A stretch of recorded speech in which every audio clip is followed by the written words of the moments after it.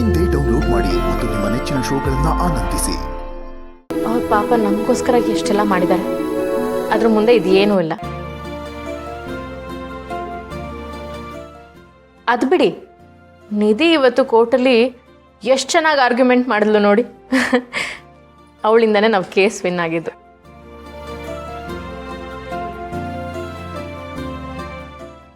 ಹೌದು ನಿಧಿ, ಎಷ್ಟು ಬ್ರಿಲಿಯಂಟ್ ಆಗಿ ಮಾತಾಡ್ದೆ.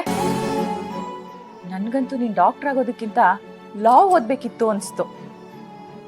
ಎಷ್ಟು ದೃಷ್ಟಿ ಆಗಿದೆಯೋ ಏನೋ.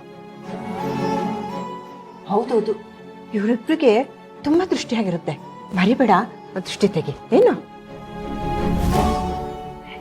ಅಷ್ಟೇ ಅಲ್ಲ, ಹಾಗೆ ಕರ್ಣನ್ ಹೆಸರಲ್ಲಿ ಅರ್ಚನೆ ಮಾಡಿಸ್ಬೇಕು. ಅವನ್ ಹಿಡ್ದಿದ್ದ ಗ್ರಹಚಾರ ಎಲ್ಲ ಈ ತರ ಕಳೆದು ಹೋಯ್ತು ಅನ್ಕೊಳ್ಳೋಣ. ಕರೆಕ್ಟ್ ಶಾಂತಿ, ಆದಷ್ಟು ಬೇಗ ಅರ್ಚನೆ ಮಾಡಿಸೋಣ. ಸರಿ, ನಾನು ಫ್ರೆಶ್ ಅಪ್ ಆಗಿ ಬರ್ತೀನಿ.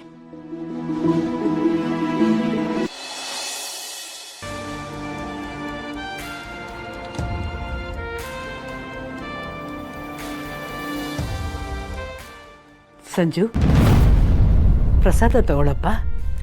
ಎಂಥ ಕೆಟ್ಟ ಕಣ್ಣ ದೃಷ್ಟಿನೇ ಬಿದ್ದಿದ್ರು ಎಲ್ಲ ಹೊರಟೋಗುತ್ತೆ. ತಗೋ. This is interesting. ಕೆಟ್ಟ ದೃಷ್ಟಿ ದೂರ ಆಗಬೇಕು ಅಂದ್ರೆ ಮೊದಲು ನೀವು ಈ ಮನೆಯಿಂದ ದೂರ ಆಗಬೇಕು.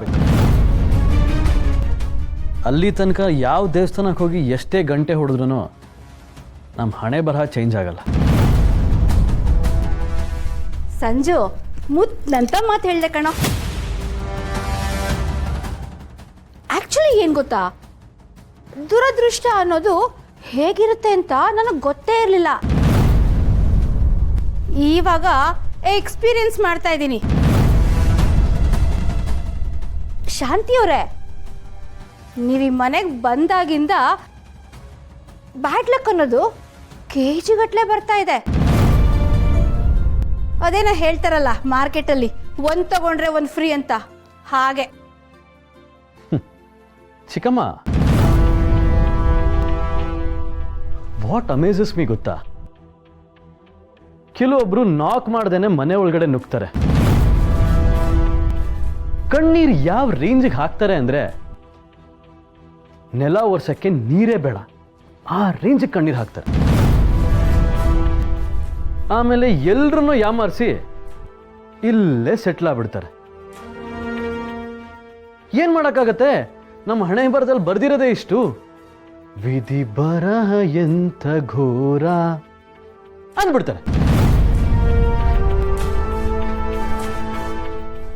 ಮನೆ ಒಳಗಡೆ ಬರೀ ನಾಟಕ, ಮನೆ ಹೊರಗಡೆ ಲಾಠಿ ಹಿಡ್ಕೊಂಡು ಪೊಲೀಸ್ನವರು, ಮೈಕ್ ಹಿಡ್ಕೊಂಡು ಮೀಡಿಯಾದವರು. ಸಾಕಾಯ್ತು ನನಗಂತೂ ಈ ಲೈಫು.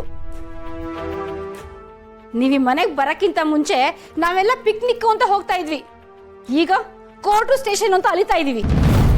ಇವರು ಬ್ಲಡ್ ಅಲ್ಲಿ ಒಂದೇ ಒಂದು ಡ್ರಾಪ್ ಸ್ವಾಭಿಮಾನ ಅಂತ ಇದ್ದಿದ್ರೆ. ಅಡ್ರೆಸ್ ಇಲ್ದಿರೋ ಯಾವಳು ಕರ್ಣ ಅನ್ನೋ ಕೋಟ್ಯಾಧಿಪತಿ ನೆರಳಲ್ಲಿ ಇರೋದಂತೆ, ಆಮೇಲೆ ಅಯ್ಯೋ ನನ್ನ ಜೀವನ ಹಾಳಾಗೋಯ್ತು ಅಂತ ಗೋಳಾಡೋದಂತೆ. ಎಲ್ರಿಗೂ ಸ್ವಾಭಿಮಾನ ಇರಲ್ಲ ಚಿಕ್ಕಮ್ಮ. ಕೆಲವೊಬ್ರು ಲೈಫ್ ಇಡೀ ಸಿಂಪತಿಲೇ ಬದುಕ್ಬಿಡ್ತಾರೆ. ಸಂಜಯ್, ಸುಮ್ಮನೆ ಇದೀವಿ ಅಂತ ಬಾಯಿ ಬಂದಂಗೆಲ್ಲ ಮಾತಾಡ್ಬೇಡ. ಓ ಪ್ಲೀಸ್, ನಿನಗೇನಾದ್ರೂ ಇಷ್ಟು ಸೆಲ್ಫ್ ರೆಸ್ಪೆಕ್ಟು, ಡಿಗ್ನಿಟಿ ಅನ್ನೋದಿದ್ದಿದ್ರೆ ಇಷ್ಟೊದ್ದಕ್ಕೆ ನೀನಲ್ಲಿ ಇರ್ತಿರ್ಲಿಲ್ಲ. ನಿಮ್ಮಿಂದಾಗಿ ಮನೇಲಿ ಯಾವ ಪ್ರಾಬ್ಲಮ್ ಶುರು ಆಯ್ತೋ ಅವಾಗಲೇ ಮನೆಯಿಂದ ಹೊರಟೋಗ್ತಿದ್ರಿ. ಆದ್ರೆ ನೀವು ಭೂತೆಲ್ಲ ಇಷ್ಟೆಲ್ಲ ಸುಖ ಸಿಗುವಾಗ ನೀವಾದ್ರೂ ಯಾಕೆ ಹೋಗ್ತೀರಾ ಹೇಳಿ? ಸುಖ ಸಿಗ್ತಿದೆ ಅಂತ ನಾವೇನಿಲ್ಲ, ಎಲ್ರು ಒತ್ತಾಯ ಮಾಡಿದ್ರು ಅಂತ ಅಷ್ಟೇ ನಾವಿಲ್ಲಿರೋದು. Oh really? ನೀವೆಲ್ರೂ ಇಲ್ಲಿ ಯಾಕಿದ್ದೀರಾ ಅಂತ ನಾನು ಹೇಳಲಾ? ಇಟ್ಸ್ ಅ ಸ್ಮಾರ್ಟ್ ಕ್ಯಾಲ್ಕುಲೇಷನ್ ಅಲ್ವಾ? ಫಸ್ಟ್ ಡ್ರಾಮಾ, ಆಮೇಲೆ ಕಣ್ಣೀರು, ಆಮೇಲೆ ಇಮೋಷನಲ್ ಬ್ಲ್ಯಾಕ್ ಮೇಲ್. ಇಲ್ಲಿ ನೋಡಿ, ಈಗ ಪರ್ಮನೆಂಟ್ ಆಗಿದ್ದೀರಾ. ಏನೂ ಮಾಡೋಕ್ಕಾಗಲ್ಲ ಕಣೋ ಸಂಜು. ಕೆಲವ್ರ ಜಾತಕದಲ್ಲೇ ಬರೆದಿರುತ್ತೆ ದರಿದ್ರ ಅಂತ. And you act so innocent. ಬಾಯಲ್ಲಿ ಬೆರಳಿಟ್ರೆ ಕಚ್ಚೋಕೆ ಬರಲ್ಲ ಅನ್ನೋ ಥರ ಬಿಹೇವ್ ಮಾಡ್ತೀಯ. ನಿನ್ನ ಈ ಆಟಕ್ಕೆಲ್ಲ ಕರ್ಣನಂತವರು ಟ್ರ್ಯಾಪ್ ಆಗ್ಬಿಟ್ಟಿದ್ದಾರೆ. ಗಂಡಸನ್ನ ಬುಟ್ಟಿಗೆ ಹಾಕೊಳ್ಳೋಕೆ ಯೂಸ್ ಮಾಡುವಂತ ವೆಪನ್ನೇ ಕಣ್ಣೀರು ಅಲ್ವಾ? ಗಂಡಸರ ವೀಕ್ನೆಸ್ ಅನ್ನ ಅರ್ಥ ಮಾಡಿಕೊಂಡು ಮನೆ ಒಳಗಡೆ ನುಗ್ಗಿ ಸಿಂಪತಿ ಕಿಟ್ಟಿಸ್ಕೊಳ್ಳೋ ಶೇಮ್ಲೆಸ್ ನೀವು. Look at your face. ಹೇಳಿಲ್ವಾ? ಬಂತು ಕಣ್ಣೀರು ಬಂತು. ಇಷ್ಟೇ ನಿಮ್ಗಳದು.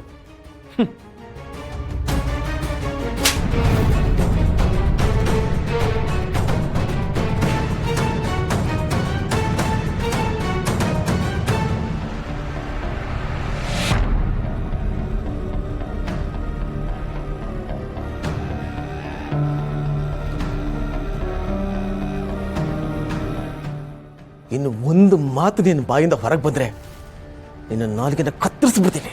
ಡ್ಯಾಡ್, ನಿನ್ನ ಬಾಯಿಂದ ಡ್ಯಾಡಿ ಅಂತ ಅನಿಸ್ಕೊಳ್ಳೋದಕ್ಕೆ ನನಗೆ ಅಸಹ್ಯ ಆಗ್ತಾ ಇದೆ.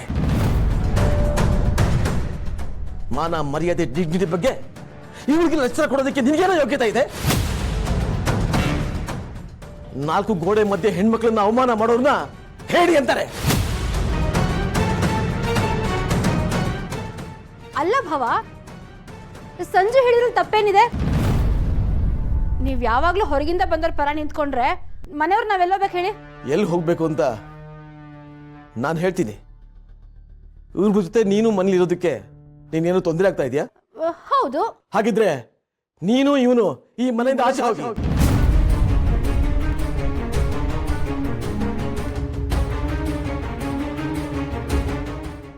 ನಿನ್ಗೆ ಹೇಳ್ತಾ ಇರೋದು, ಗೆಟ್ ಔಟ್.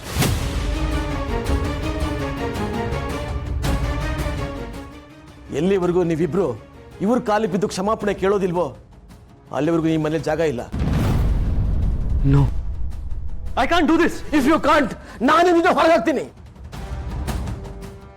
ಡ್ಯಾಡ್,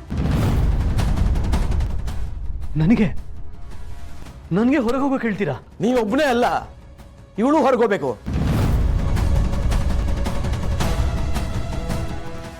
ಈ ವಿಷ ಕಾರೋರ್ಗೆ ಈ ಮನೇಲಿ ಜಾಗ ಇಲ್ಲ. ಔಟ್.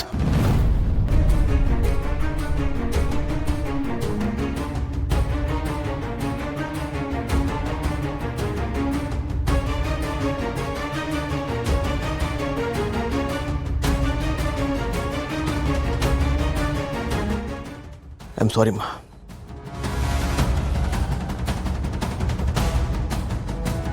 ಕರುಣಾ